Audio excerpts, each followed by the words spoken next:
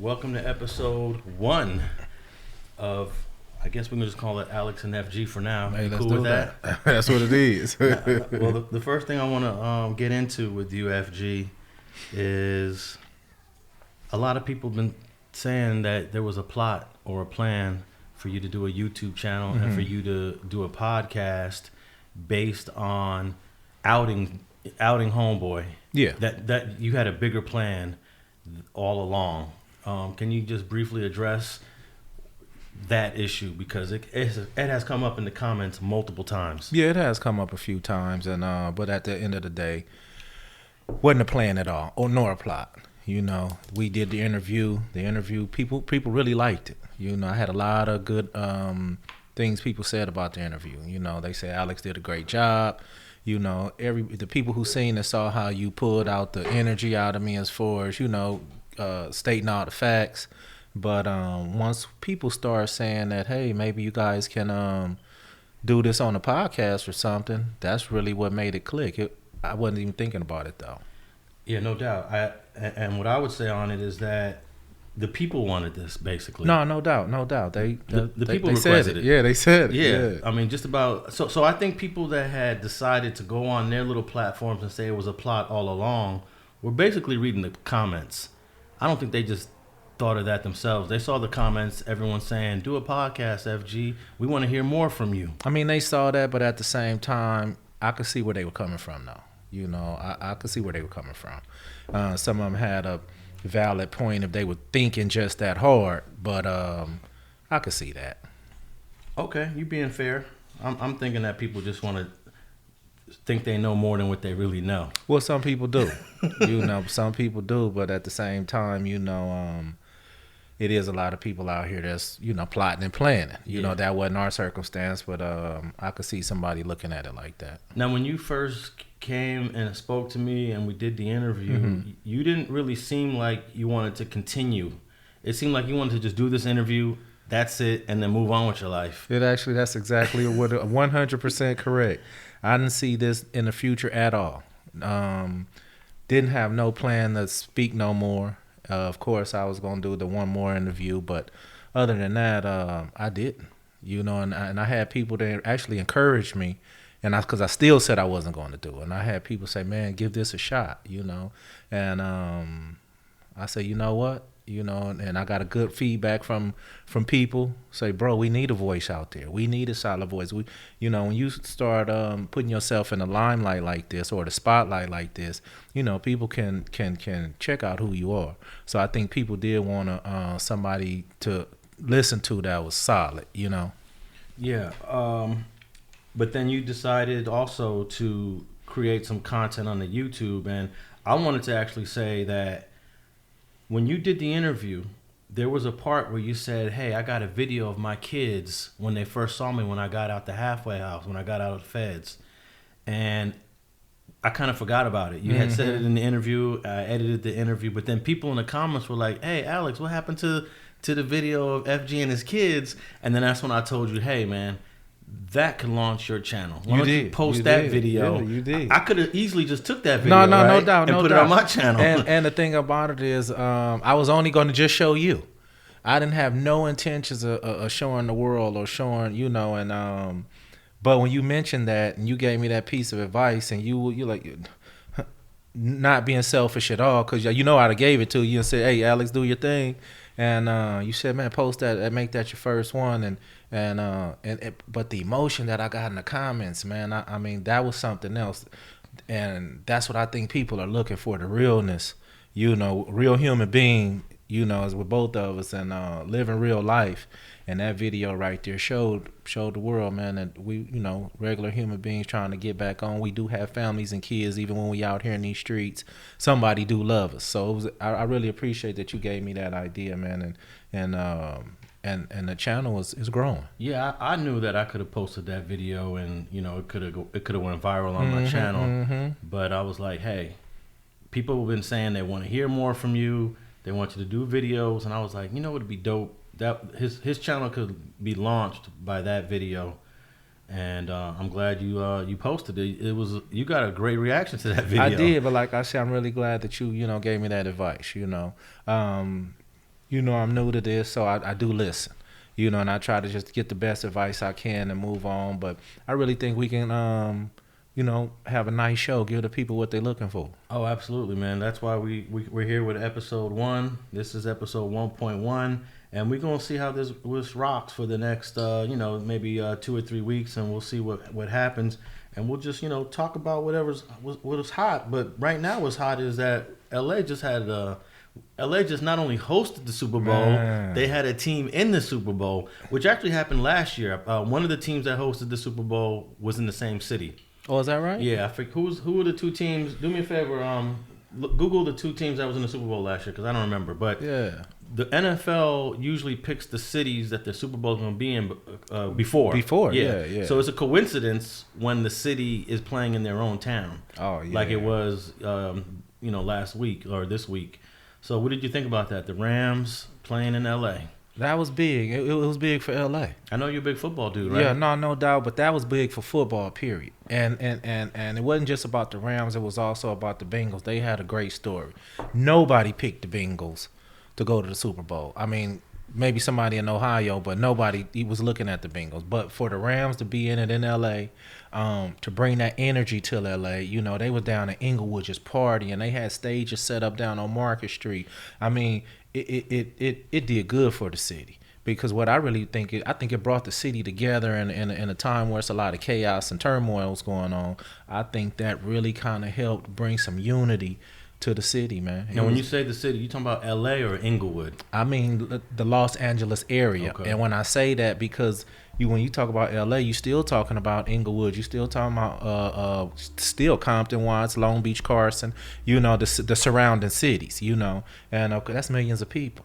You know, and when you could bring that kind of energy, you know, like you say, especially to a city like L.A., I mean, it was big. It was big. It was huge. Who was in the Super Bowl last year? Chiefs and the Buccaneers. And what city was that in?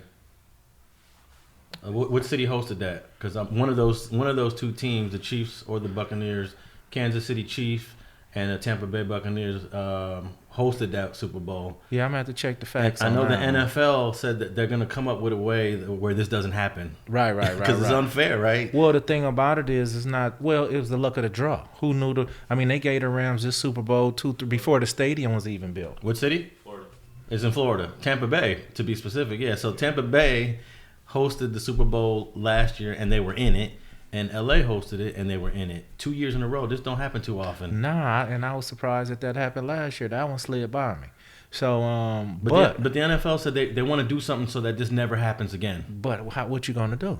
Well, You have to have a hosting stadium. yeah. And if it's a team in the NFL that's playing, it has a chance of doing it again. You can't make it unless you're going to change it.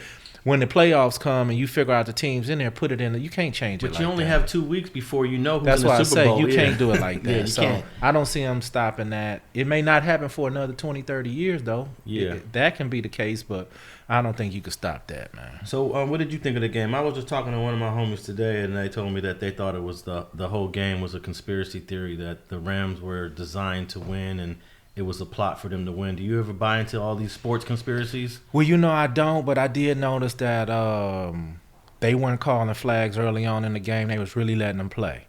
And I did see a lot of flags come out towards the end of the game. I'm not saying they went one way or the other, but I did see a lot of flags come out towards the end of the game, and they were just letting them play earlier in the game. Now, when you go back and watch the replays, though, you can see that some of those penalties were justifiable. You know, guys just grabbing the shirt. And, I mean, you got to kind of call those, Did you think that when Odell Beckham got injured, apparently he got injured on a non-physical play? Oh, yeah, I watched it. I can remember just good as day. I think they say he tore his ACL. Did he? Yeah, today he got x-rays Wow. today. Tore ACL. Dang. Wasn't even touched. No, I seen it. And then our left foot got caught, and tragic ending, man. I really wanted to see the guy do good, being that he has been through so much, you know what I mean, on the field, off the field issues. I'm a champion for those guys that, maybe have some little trouble in the beginning and someday finally get it together. I think we all, deserve a second chance, whether it's sports, jobs, personal issues.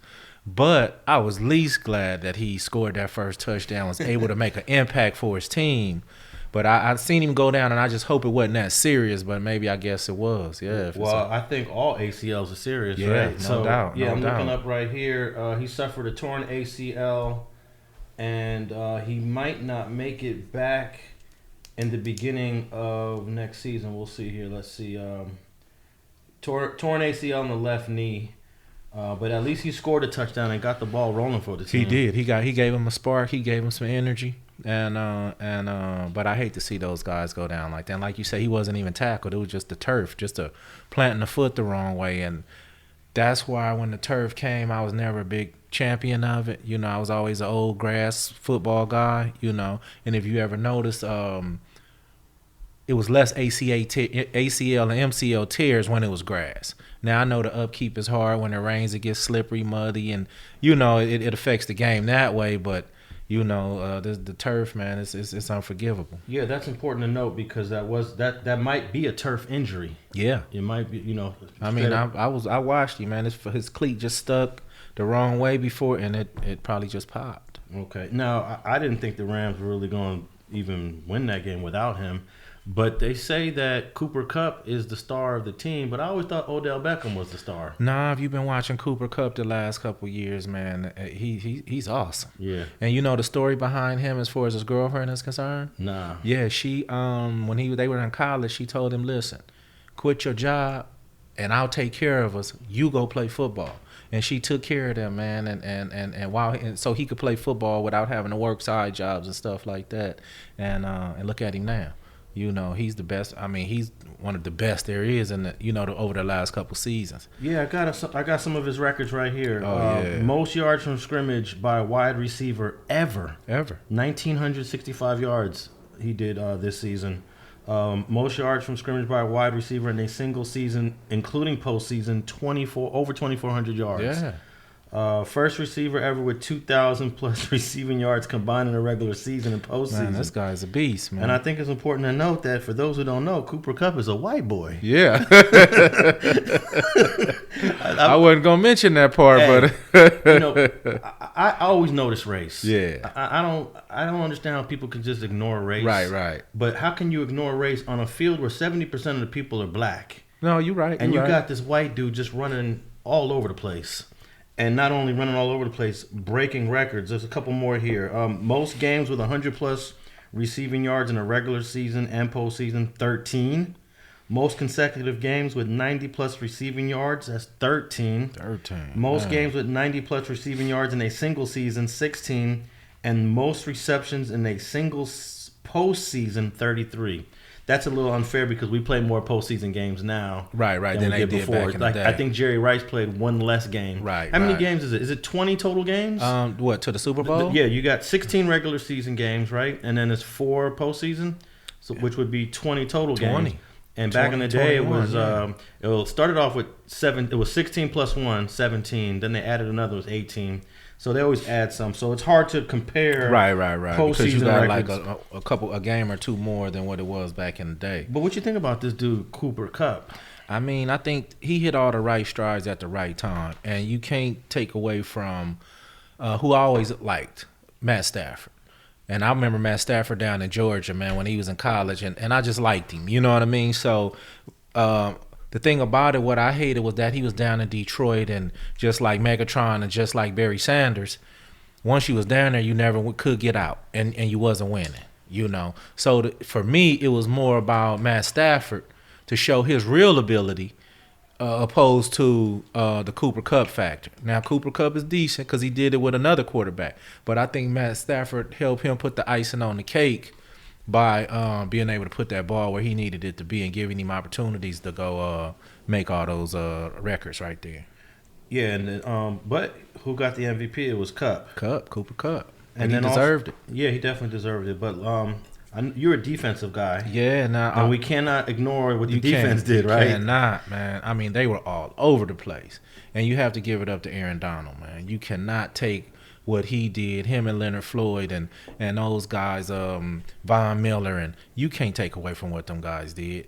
Cincinnati was playing some defense on them too, though. Yeah. You know what I mean? But at the end of the day, those guys, those big money guys, they did their job.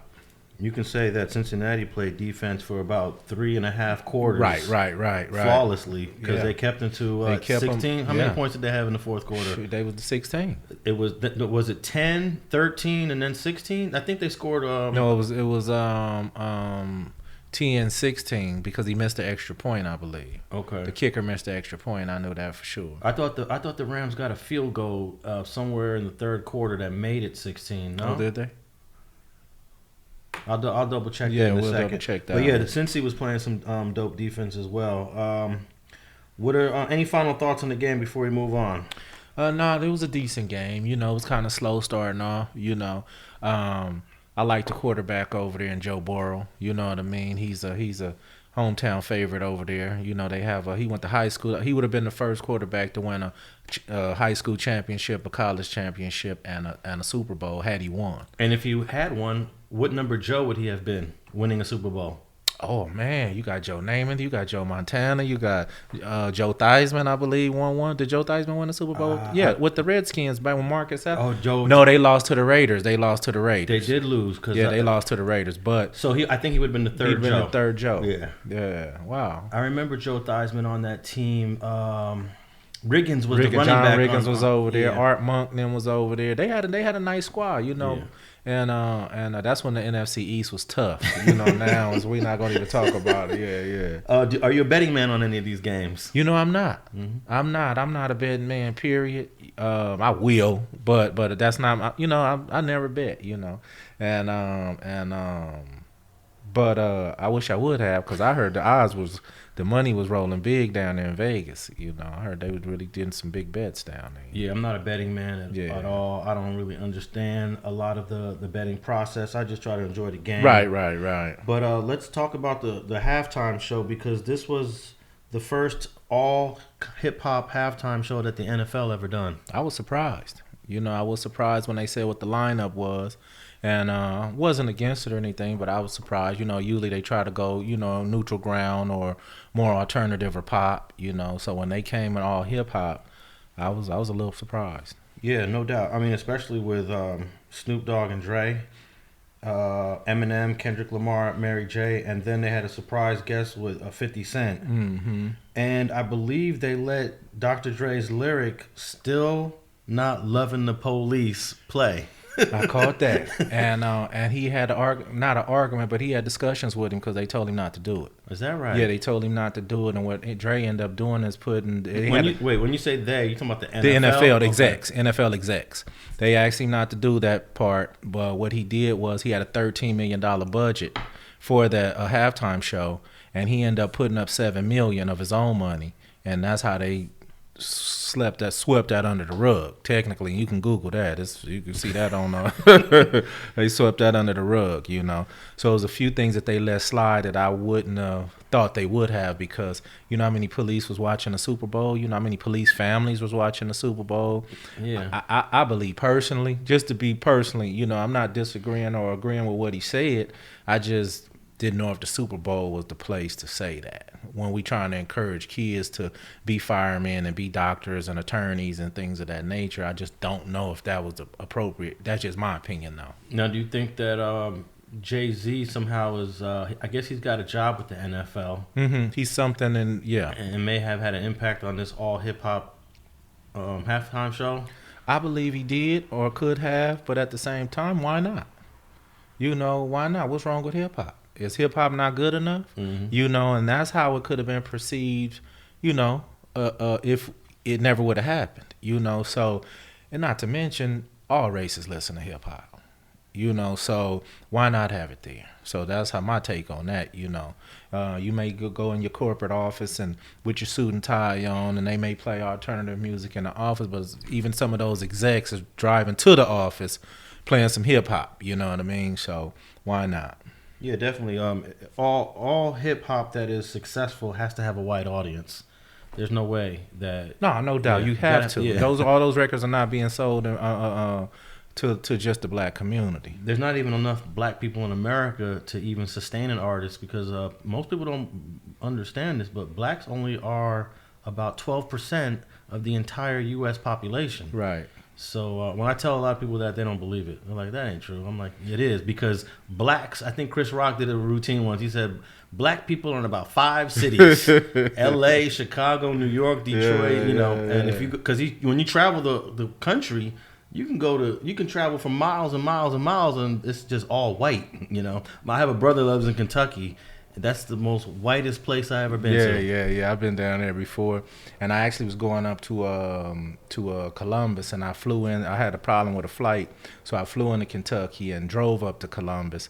Beautiful at certain times of the year, but when I stepped off that plane, it was, you could see the difference. You saw the whiteness. Yeah, you saw it heavily. So as an artist, to all you hip hop artists out there that are starting off, you are definitely, if you blow up, it's because you got a wide audience too. Oh, no doubt. But I do have to ask you a question. It's because you didn't notice anything else about the Super Bowl performers? One of the performers that maybe should have did something a little different? Well, I thought that Mary J. Blige might have been a little too old for that outfit she had on. I don't know if she's like 50 years old, trying to look like she's 21. But no, what you talking about? I didn't have a problem with Mary J. You know what I mean? But I did have a problem with Snoop. And I'm not being biased at all. You saying because he came cripped out? Man, you came cripped out, man. He threw up a C. Yeah. He threw up a crip sign at the Super Bowl, man. Now, you want to sit here and talk about coaching football and being this and being that, but you threw up a crip sign at the Super Bowl when the whole world already know you a crip. You yelled out cripping, but don't get me wrong. I would have felt the same way if somebody would have threw up a B. If it was the game or if it was YG and they would have threw up the B. I mean, it's the Super Bowl. It's so diverse that, I be believing that people should know they lane as far as when you doing something in the hood or at a concert opposed to doing something in front of the whole world. And I didn't feel that was appropriate, when you get to talking about how you feel about kids and shit like that, Yeah, definitely. And you was blue rag down, the outfit, and like I said, I would feel the same way if it was the other way around, but I'm just be honest with you, that was a little too much. I did see that, and I'm looking at a picture right now. He threw up 2 C's. Yeah. With both hands. See, I want to separate gang culture from gang crime. Mm-hmm. I think that we can represent where we're from.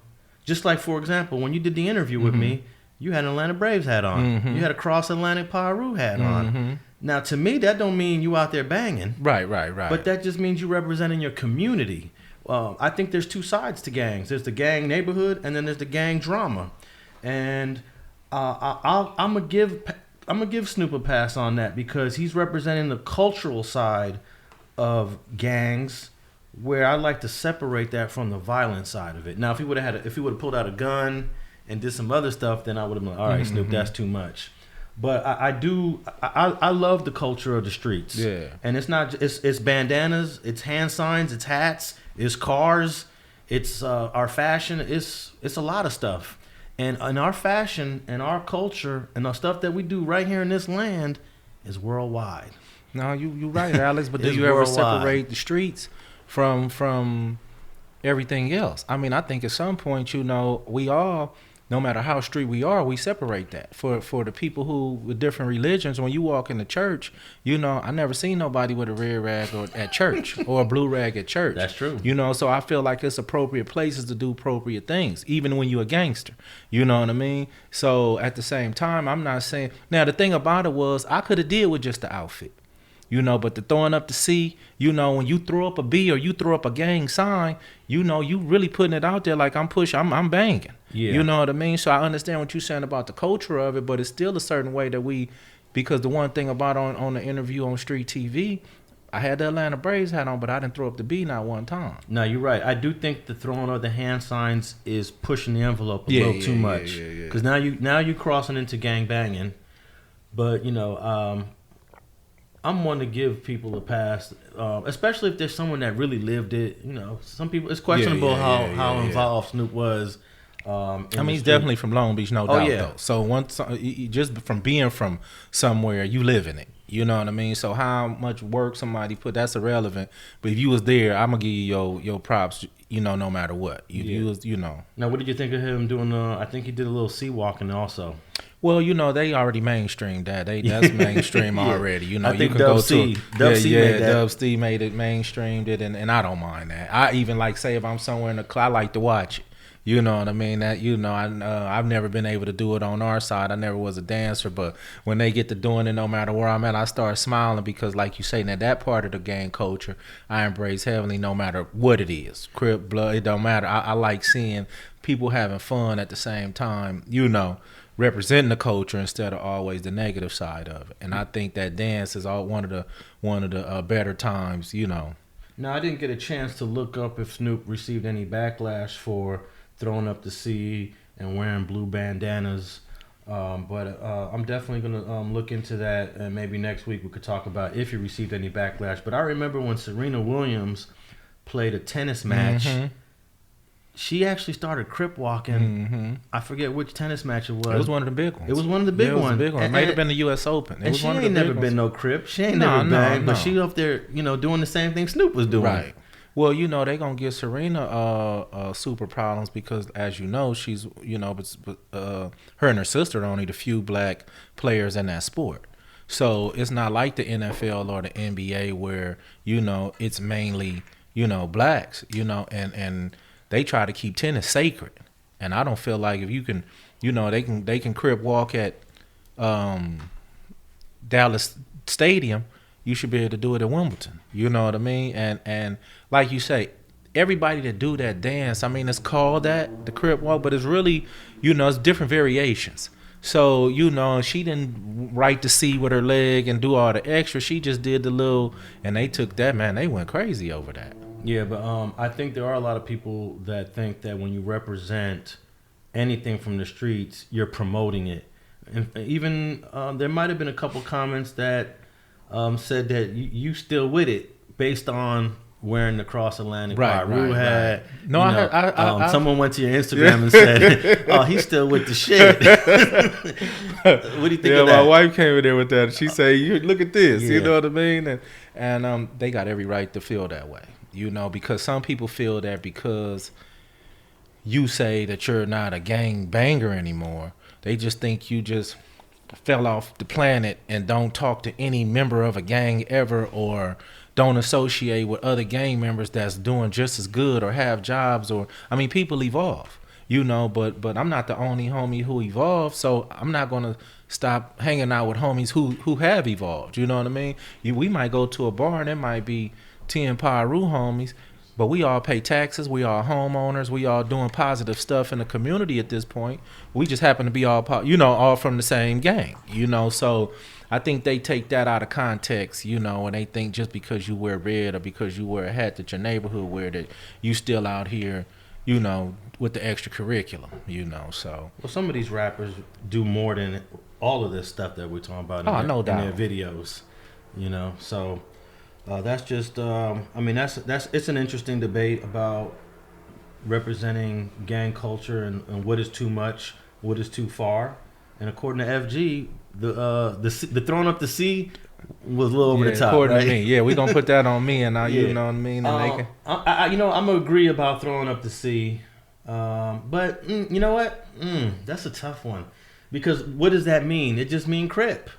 He's throwing up the C. And what does the blue bandana mean? It just means crip. So and the walking. And the walking. So we represent cripping at the Super Bowl. Kendrick Lamar, he a blood. You know what I mean? Piru. And he was on another tip. He was on blackness. They had two separate, homies up there. We had a homie up there representing, but look how he represented his. Nobody that know him even know he was a, Piru. No, the way he represented his. I never really considered him a Piru. I know he went to Centennial. I know he grew up in West Side. Yeah, but he from out that neighborhood. Yeah, definitely. So like I was saying earlier, sometimes, just because you not out putting no work in or doing nothing crazy don't make you not from the hood, though. You just had played a different role in the hood. You know what I mean? Yeah. And I believe that's his situation, but at the same time, he's from over there. Yeah, he represents differently. He do, but if he did represent wouldn't nobody say nothing to him if he said blood or if he had a red bandana. Nobody's going to question. They're going to say that's the homie. Absolutely. I love Kendrick. What about Eminem? What about him? How did you feel about the knee, taking the knee? Well, I'm actually not a big Eminem fan. I think he does that to gain acceptance with the black community. Do you think it was his place though to do that opposed to somebody else doing it? Nah, I don't need Eminem to do that. Okay. I'm not a fan of Eminem. He's got a history. He's got a history of being, I would say, borderline racist. He's got a history of using the N-word, and people in Detroit, the brothers in Detroit, have already dealt with him on that, and they say they've accepted him. He apologized for it, but I'm not from Detroit. Yeah. And I think he is a visitor to our culture of hip hop. So no, I'm not a really big fan of Eminem, but hey, the guy got bars and the guy could spit, and I'll give him that. Yeah, you gotta give him that. I gotta give him that. But that. What rapper was it that once said? One of you guys look this up for me. A rapper once said, if Eminem was black, he'd be a regular rapper. And I thought about that. I'm thinking, let me go listen to him again. Yeah. And I was like, nah, this guy could spit. No matter what race he is, he's spitting. Yeah, but would he have gained notoriety that fast for his bars, or would it have took a little more time for people to notice that he can actually rap? That's true. I'm going to just be honest with you. You know what I mean? So I do believe, not being black helped audiences listen to him more carefully, because look at this white boy trying to rap.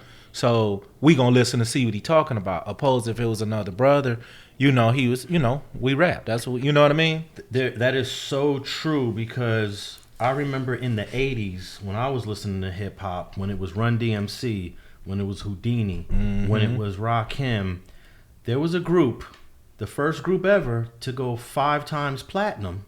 And it was a white boy group called the Beastie Boys. Yeah, they went 5 times platinum. No other rap group or rapper had ever went 5 times platinum, and it's because there's more interest when you see a white guy doing what we do, and it could have catapulted Eminem's career probably faster or sooner. No, I believe it did. Yeah, me personally. But I still think he's a above average. He's a lyricist. Above average rapper. He's a lyricist, man. Yeah, but I don't need him representing for Yeah, that was my What do you think? I feel the same way. You know what I mean? I felt it. I'm not gonna use the term nobody's place or nothing, but I just think if they was gonna represent taking a knee, I believe somebody else should have did it. Well, I don't have a problem with white people jumping on the civil rights movement for us, because Malcolm X figured out early on he didn't want white people around him, but then he realized we need white people to help us. Yeah. So there are, but you got to be careful. You got to pick and choose which white people you're going to have join on your team when you're pushing a civil rights agenda. Someone that has a history of doing it, someone that has proven themselves in the community. No doubt. Yeah. That's my only point. Yeah. You know what I mean? And I like Eminem. I like his music. I don't know him personally or nothing like that, but his music, I've sat and listened to his bars, man. And early on, especially early on in his career, and he was putting it together. He was really different, and the way he used to put it together, man, I really liked. I used to like his lyrics, actually. Well, he got some old songs where he's using the N-word and he's I've never heard one. Yeah, nothing that went on. Not any of his mainstream stuff. Maybe some back channel. Yeah, before he hooked up with Dre. Before he got signed to Aftermath. Yeah. I think it was with Aftermath. Okay. Back in the day in Detroit, and it goes into our next topic of white people publicly using the N-word, and just recently. The number 1 podcaster in the world right now, Joe Rogan. Oh, this guy, man. Joe Rogan apparently has used the N-word at least 10 or 15 times over the last several years. And some people are really pissed about it. How long they been pissed about it? Because it's not the first time he did it. Yeah. Now, the thing about it, he's a repeat offender. And he keep doing it. But I know they backing him with $100 million. He got a $100 million deal, so... When you paying out that kind of money, or this guy's generating a certain amount of money for the company, and this in a lot of situations, unfortunately, that you can get away with some shit that the next man can't get away with, and he's been getting away with this stuff, man, and they should have been nipped him in the bud. Now, I watched the apology that he did on February the 5th, and come on, man, because he also spoke about when they were in Africa, he describe the place as like Planet of the Apes, you know, and then you turn around and say, because somebody else said something, like, bro, that's not cool. So now you want to come around and say, well, I meant it in a different context. Well, how do you be in Africa and you speak about this? Now, if you was in Australia and you said this place remind me of Planet, that's one thing. But bro, you in Africa, man. You know what the hell you were saying, you know, and if nobody else would have said nothing to you directly right then and there, you would have still felt that way. So I don't think his apology is sincere. You know, I believe people should start looking into him and seeing what it is for what it really is. I don't think he's a straight up racist. I don't. But I think he's out of line, you know, for using his fame and his, you know, he's the #1 podcaster in the world.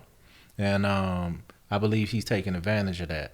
Now, some people allow comedians a little bit more leeway when it comes to offending other groups, cultures, and races, because that's part of comedy. It's part of telling jokes. No, right, they right, all right. do it. Do you think him? Because he was a stand-up comic. I know he was, yeah. Yeah, and a lot of stand-up comedians, they say some crazy stuff. Yeah, you know, no doubt about it. From Richard Pryor to Red Fox to Eddie Murphy, and all the white. One of my favorite white comedians is oh my goodness, he's wrestling right now. Not George Carlin. George Carlin, man. I love George Carlin, man. Yeah, it's one of my favorite white comedians. He's real though. Yeah. He keeps it 100. but some say a guy like Joe Rogan, who has a comedy background, you know, they all use this word. Well, you know, it's still a context. If you describing what somebody else said, you know, I was at the restaurant, this other guy, you know what I mean? He's explaining a situation. That's one thing. You know what I mean? So I'm not giving you a pass, but it is context that you can be explaining something and it can be said. You know, but at the end of the day, man, this dude, just like you say, 10, 12 times, I believe is not good, because you almost making mainstream believe that it's okay for the next person to say it. If he can get away with it, then I can say it, and you know, that's just what I believe. That's how I feel about it. You know. Yeah, I'm surprised that there's not more backlash, because I remember back in the day, there was a sports cat named Jimmy the Greek, and he was a sports bettor and he was on TV all the time. But one time he said the reason why black athletes are so good is because back in slave times, the master took the biggest black guy and the biggest black woman and made them have babies. And today we have very strong black people to be great athletes. He never said the N-word, and he lost his job on CBS. No one ever hired him again. He got completely canceled. And I saw a documentary about him and how all his friends who grew up with him, who knew him personally, and a whole bunch of black people came to bat for him, said that the guy was one of the nicest guys ever. Right. He just said something stupid. Yeah. But today, when you say something crazy, stupid, or even racist, it don't seem like anything happens to you. No, because if you're white. No, if you're white, because I think they really starting to understand that there's a lot of other people that feel just like them. You know, if you look at the numbers, you know what I mean? The population breakdown, you know what I mean? As far as how many white people, how many minorities, how many, you know, and at the end of the day, people are still watching these guys because they feel that same way on the inside, or they don't feel nothing is wrong with it. And that's where the issue's coming in at. They used to have to fake and make it seem like, oh, he said what? Now it's like, say your thing, we got you. The same thing with Morgan Wallace. He's a country singer. And I don't know if you ever heard of him. He was talking to his buddy, and the guy filmed one night, and he said the N-word, and I mean, he's a country superstar now, coming up and coming. Now, what you don't know about me is, my dad was in the Navy, and he said they couldn't get no other radio stations, so a lot of times they had to listen to country. So after listening to it for so long, he ended up liking country. So when I was born, I grew up on country. I mean, the real country music, you know, the Waylon Jennings, the George Jones, the Conway Twitties, you know. And to this day, I love country music, like love it. So I was familiar with this guy, Morgan Wallen, and he's a superstar. I mean, his music is I mean, if you don't like country music, that's one thing. But if you do, this guy is it. Mm-hmm. And when he said that, man, it was like, let the air out of you. But the way he said it and the way they caught him saying it, it was like he walking up to the house, talking to his boy. They talking shit to each other. And The neighbor or somebody got the camera on. So he didn't say it in a public setting. He didn't know he was being recorded, and he's having a conversation with his boy. You know what I mean? And it sounded like they were basically talking shit to each other. You know what I mean? And I looked at it a little different, because I don't think that these people don't say it. Why different? Because he did it in a private setting? Yeah, basically. Yeah. My problem with Morgan Wallace is, and not just because I like the guy's music, but it's more or less like, you got caught, bro. Basically, you got caught. And I think everybody in America, whether it's against, whatever it's against, we all have prejudices. And he didn't, like I say, in the way he came off, it just didn't sound like, and he said it though, don't get me wrong, but he was talking to his buddy and they clowning, and you know what I mean, and they like they was bagging or something, you know what I mean, and he got caught. And see, a lot of these people are doing it, they just not getting caught. Joe Rogan is in front of, he's a podcaster, man. You know what comes out your mouth. You got millions of listeners, man. You know exactly what you're doing. So I believe it is a difference in that, in those contexts. You know what I mean? It lets me know that this what kind of jokes Morgan Wallen and them tell on the side, basically. You know what I mean? But it's still a difference, you know. Okay, well, what do you think of this? There was a judge. Her name is Michelle Odinet, Odinet. Her and her family were looking at surveillance video of someone that broke into their property, stole something. And while they're watching the video, someone's recording the screen to show everything that's happening, and you can hear them all talking. And she's using the N-word to describe the dude, and they're laughing and joking. And I guess someone in the family eventually put that video out. So she apologized for saying it, and she said the reason why she ended up using the N-word was because she was on under the influence of a painkiller, and that normally she would have never said that. That's word. how you really feel. Yeah. So she kind of got caught the same way you're saying. It was done in the privacy of her own home, but it's just like, wow, you're a judge, though. Yeah, but it's still just the context. She said it, and she was saying it in a way that's how she was describing somebody. Let me give you the quote. She said, "I was given a sedative at the time of the video. I have zero recollection of the video and the disturbing language used during it." She'd have been better off just confessing, man. See, just confess, man. Yeah. Say I got caught. I mean, you know, I know they're gonna come on with the fake apologies and the fake this and that. You know what I mean? But come on, lady, you use that word often. You know. Oh, there's no doubt about it. I'm sure a lot of these people say it every day in the privacy of their own home. There's nothing you can do about it. It's just, that's America, right? Well, this is the thing about it, though. You catch a guy doing something like this, you know, because everybody got a white friend. You know, black people have white friends. White people have black friends. So me and a white friend arguing, and I call him, you know, a derogatory name to his race, you know, on some joke time. You know what I mean? And he say something back to me about my race on some joke time, and it's me and him. And the neighbor just over the gate happened to be recording it. If we both accept that on some joke time, then it's a little different, you know, especially like I say, when you know you're in the privacy of your own neighborhood or at home or something like that, it's a little different, because maybe you and your homie joke like that. You know what I mean? I don't have friends that I joke with like that, but I'm just saying there's people out there that do. That's a different kind of concept opposed of, like you say, the Joe Rogan situation or the judge. You know, she's describing a person that's, you know, she's not talking to, she's talking about, you know, and so it's a very fine line. But I think they, you know, all should be, you know, when it's said, I think something should be, people should stand on it. Now, some black folks have come to Joe Rogan's defense, black comedians, black people who worked with him. I wonder if it's just they know that being friends with Joe Rogan is good for their career. It's good for them. They don't want to burn any bridges.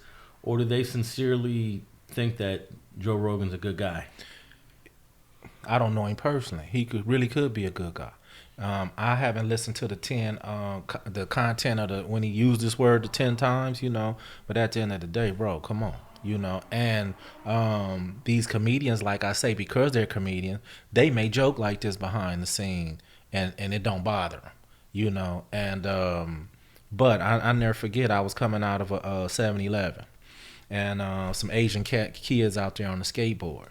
And when I walked out there, I heard them talking to each other, and they used the N-word like 4 or 5 times to each other. And I was more or less like, wow, they refer to themselves as this. What can I say about that? I mean, just to be, I didn't feel they was racist. They was using it as a term of endearment towards each other. And I got in my car and went on. I laughed like, wow. So we aren't the only people who use this term. And it was clearly that they was good buddies and friends, and it wasn't in a derogatory statement. They referred to themselves as, you know what I mean? So how do you take that though? Yeah, even Mexicans say even N-word. Mexicans, yeah. And it depends what generation. Right. Now, Because the old ones say it mean a different meaning. Now, the Mexicans you grew up with in Linwood, Compton, in your generation, do they say the N-word? Yeah, and they be talking to each other. Yeah. Now they won't say it like to me, you know what I mean? But they say it to each other like same way everybody else say it. So that's my point. I don't know which context Joe Rogan was using it. I didn't get to hear, but I did see the apology. I did watch the apology. Well, I Googled it. He did try to say that he was describing other situations. He was using it. He was quoting people that already said it, and I think he even said something like, "Look, Richard Pryor, put it on the album before. That nigga's crazy." So I thought his apology was a little abrasive and insensitive to a certain degree. Right. But hey, he comes from that world. He comes from the fighting world, the UFC world, comedy world. So I don't know, but I don't think anything is going to happen to him, especially being that he signed a $100 million deal with Spotify. Yeah. So I ain't going to sweep that under the rug quick. Yeah, they are going to sweep it under the rug. But I remember there was a time where there was more accountability for white people who did some racist stuff. But I don't know. I think I'm at a point where I don't even care anymore what happens to some of these folks. Karma will catch up to people like that if they truly and sincerely deserve it. We don't know him personally. We don't know his heart. But shoot, we do know that people love to say this word, man. It seems like it's the craziest word in the English language, right? Is there any other word crazier than that word? Right. But I'm still watching who do say it, no matter who and what context they say it. If they're not black, I'm still watching. Definitely. All right. Let's move on to this next. This might be our last topic for the day. No knock warrants. This is a real serious thing because this is how Breonna Taylor ended up getting killed. Yeah. And let me just give a little background to those who don't know. Breonna Taylor was the sister that was in her Louisville, Kentucky apartment when the police came knocking on her door. They were basically looking for her ex-boyfriend's dope. And they knocked on her door. No, they didn't knock on her door. My bad. They just, according to... Yeah, it was a no-knock. Yeah, it was a no-knock. Yeah. According to her boyfriend, Kenneth Walker, they just busted in the door. And when they got up, he got nervous, thought that there was intruders. He pulled out his weapon. He started firing. He did. They fired back, and they killed Breonna. He hit one, and they hit her a bunch of times. She dies. It turns out no drugs was found in the house. Breonna Taylor has no criminal record, and it was just a botched warrant served. And the state of Kentucky decided to change their laws, partially banning no-knock warrants and having certain specifications need to be met when they do execute them. But in the state of Minnesota, a brother named Amir Locke was killed a couple weeks ago during a no-knock warrant. Now, this brother was laying on this couch. He did have a strap with him. Yeah. He had every right to have that strap. Right. He's in his home. Exactly. Police came in there, no-knock warrant busted in. He gets up, and they see the gun, and they aired him out. You've had experience. I know of one where the police came knocking on your door to take you into custody on the case we talked about in the interview. Right. Of course, that was a knock warrant. Right? Exactly. They knocked on the door. Now, what do you think? How would you have reacted if you just heard, a whole bunch of banging and dudes just trying to come in through your front door? Well, I'm gonna be honest with you because it's on record. I had a couple guns up in there, and I slept with them close. When you was living the life that you were living, you was gonna keep them there. You was always had stuff on your mind that somebody, even if they wasn't, you always had stuff on your mind that somebody kicking this door. I don't care who it is, because you're not thinking it's the police. You're gonna start shooting. So they knocked on my door, and luckily I heard them say police, and I was able to hey. But if that door would have got kicked in, I would have probably started shooting Alex. You know what I mean? Trying to protect my life, you know, because once that door get kicked in, you know, it's time to go if it's some intruders trying to come harm you, you know. And I guess the reason they're saying that no knock warrants are effective is because it gives you inside the house less time to get rid of stuff, hide stuff, and it gives the police quicker time to get you into custody. You know, when they're banging on the door, they got to wait for you to open it. Right, but I'm gonna tell you this: how much stuff can you get rid of that fast? I mean, if you got a small amount, why is y'all here for this anyway? Yeah. You know, and if you got a large amount, I mean, you ever tried to flush a kilo? You can't flush a you kilo. ain't. It ain't just finna go down like that. You know, Yeah. for one, it's in a wrapper that's gonna take you 3 minutes to unwrap it. I mean, just speaking logically though. Yeah. If you got some pounds of weed, you can't flush pounds of weed. So I think it's BS that was the reason to use the no-knock warrant, you know, because you can only flush or get rid of a small amount in that kind of time. Well, in the state of Kentucky, they're partially banning no-knock warrants, but they will allow it if there's clear and convincing evidence that the crime alleged is a crime that would qualify a person, if convicted, as a violent offender. And I'm saying to myself, well, that's everybody. That's everybody, yeah, that's everybody man. doing That's several everybody. warrant on, Right, right? right. So how are you partially banning no-knock warrants with that vague definition? Exactly. They're not. Yeah. You know, they trying to put it in place like they, you know, trying to be cautious or trying to change the law, but in actuality, but what they're basically doing is picking and choosing. If it's a suspect that they kind of, you know, want, you know, as far as might want him dead or alive, they gonna go in that house and they gonna do what they gotta do, you know, and if he fired back, they gonna knock him down. I believe the knock warrant, even if they knock a couple times, then bust the door down, I believe that knock, you know, come on, we could save a lot of lives with that. Yeah. Because at least, I mean, they know you come. At least they know it's not somebody in there trying to. Because a person that's a criminal, if to think about it, a person that's a criminal, or a person that's a drug dealer, a person that's, you know, a gun smuggler, whatever they doing, they know they're a criminal. You know what I mean? And so at the end of the day, they're going to be the ones that shoot back, you know, because they think it's somebody else that may be trying to come harm them. So I do think that, you know, giving a heads up as far as boom, boom, boom, police, okay, then boom, I could go for that one.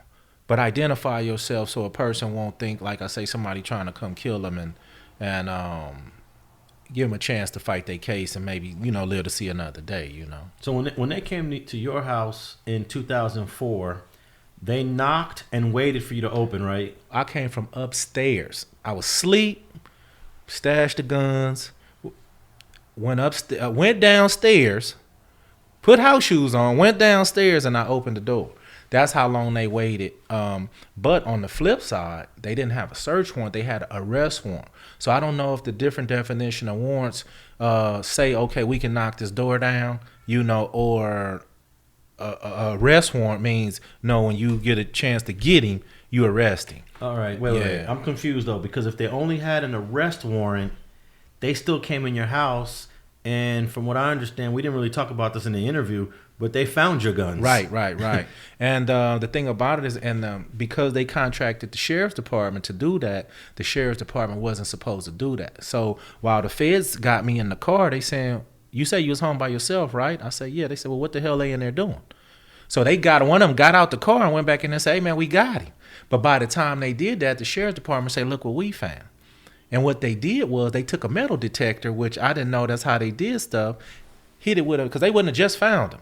They hit the room with the metal detector, and boom, that's how they found him. Okay. So, but at the end of the day, the judge told them, you guys didn't have a search warrant.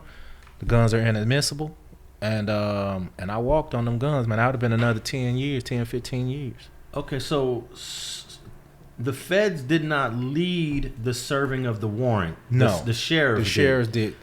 But even though the feds requested it. Well, they were there. 2 officers was there, but the sheriffs did all the manhandle, did all the work. Okay. And then I guess since after they got you into custody, the sheriffs were like, hey, since we already in this brother's house, let's go see what he got. Let's go see what he got. Yeah. You know, even though we don't have a warrant to do that. Even though we don't have a warrant to do that. And I'm sure they knew they didn't have a warrant to do that, but the sheriffs do play a little different ball game. And then, because, oops, look what we found, though. And even the federal dude was like, damn. Like, this, like... We're not here for that. We're not here for that. Yeah. But you can't just say, put them back in the house either. You know what I mean? Yeah. I heard him say damn. You know Yeah. what I mean? You know, he said, man, he like, damn. So the sheriff actually gave them to the feds. Gave them to Here's the what we feds. Yeah, found. here's what we found. And but they didn't have it. They were supposed to be just making sure nobody else was in the house. Yeah. That's crazy. That so there should be better protocol when the feds contract with the locals to arrest someone, to say, all right, we got them. Everyone out now. We got them. You know. Well, you know what? I can't sit here and say that the feds wasn't in cahoots, because it was a federal investigation, and you guys should have been in charge of every situation. When the sheriffs came up in the house, one of the agents should have went right there with them. You know what I mean? So it could be a game that they play as well. You know what I mean? Y'all go in there and do some stuff that's a little sketchy. You know what I mean? And or tip over this. Oh, look what we found, and we gonna try to, cause the U.S. attorney tried to get them to stick. You know, and she wanted it. She wanted the time for him and everything. You know, and the judge wasn't allowing it. Oh, You know, okay. the judge wasn't allowed. Just like, no, you didn't have a search warrant. You had an arrest warrant. You know, you shouldn't even been in searching this man's house, period. Well, we contracted the sheriff, you know, so now they want to put it back on the sheriffs, which they not going to go back and, you know, so I walked away on those guns. Okay, so the U.S. attorney did not care how they got the guns. She didn't care. No, she wasn't. She had to have already known that, okay, this was only an arrest warrant, but we got some guns. I'm going to try to prosecute it. She had to know, because she brought up a bunch of other things that was irrelevant, you know, and the judge told her on everything. Are you charging him with that? Or are you charging him with that? So once she was like, no, Your Honor, the judge said, well, don't bring it up. Don't bring up the gang stuff if you're not charging with him. Don't bring up the guns if you're not charging him with him. You know, and a few other issues. So in that case, the judge was I mean, she did what was supposed to be done, because if you only had a arrest warrant, then you shouldn't have been searching my house. Now, with the warrant that was served in Minnesota a couple of weeks ago, Amir Locke was killed, and now his family is going to be pursuing a lawsuit against the city of, I believe this happened in Minneapolis, Minnesota, and I think at the end of the day they're going to win a big check for this. Yeah, but they still lost a son, or they still lost a brother, or they still lost a cousin, you know, and that's the sad part. You know, money don't, you know, bring back your loved one, you know. So, and these people were dead wrong. They executed an innocent man, you know. And then I'm wondering what's going to happen with the officers. You know, are they just going to get a paid leave for a little while and be right back on duty? I don't think anything's going to happen to them, because all they're going to say is, hey, we did the no-knock warrant, which was signed by a judge. We had every legal right to enter, and as soon as we entered, we saw this brother with a gun in his hand. So we had to shoot for our safety.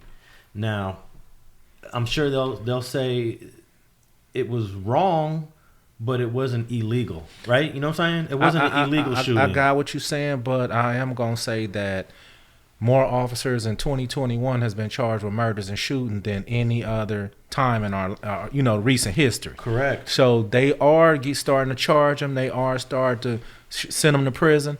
They are doing, and as they should, because it seems like you're giving law enforcement a pass to execute a man like this. And I'm going to go back and do the research on this and even check to see if these officers were charged in this. Yeah, we'll definitely. Because I know they are starting to charge police officers with some of these shootings. Next week, we'll talk about these officers that killed Amir Locke, and we'll find out where. I know they got, every time a cop kills someone, they take them off duty. Right. Do their investigation. Yeah. But this is still pretty fresh. This just happened. Yeah, this kind of recent. Yeah. So next week we'll start off with talking about the cops that killed Amir Locke, and then we'll go into the other point that you stated, because that's important. That in 2021, more cops have been indicted than in any other year. Yeah. And I think this is kind of like the post George Floyd. Yeah. That we're starting to pay more attention to these cops, and body cams. Yeah. Body cams are starting to show. So we'll start off next week talking about that. But FG, let's wrap it up right here for now, and we'll see where it goes next week. And I want to thank everybody for tuning in. And any last words? No, just stay tuned in. You know, me and Alex will definitely be at you. Keep these topics hot and fresh, Alex, so we can get the people the information that they want to hear about. And like I do in the beginning of every episode, I do a fact check on what we said last week. Okay. And also, let me just say, this is the first time I've been behind a podcast mic in almost 2 years. Everybody thought I was going to start right away. I just wasn't ready to start right away. Well, they definitely been waiting on you, brother, because I hear it in the comments. Alex, when you coming back, you know, and to be honest with you, after doing the research on you and seeing you do it in person, bro, you should be out here. Definitely. I appreciate that. But also, let me just say that initially I was going to do a podcast with Reggie Wright Jr., and I'm still open to do one with Reggie Wright Jr. He is still recovering from COVID. Okay, and I he is hope still get healing. better, Yeah, he is not 100%. And if Reggie still wants to collaborate with me, I'm willing to sit down with you, Reggie, and do something with you, because we already proved that you and I, you know, we do numbers. So Reggie, whenever you're ready and you want to sit down, hey, let's do it. And I'm hoping for a full recovery and where you're able to be mobile and agile. But for right now, we're going to do our thing, and we're going to see how this goes. Hey, let's take it from there. All right. And on that note, we'll see you next week. Boom.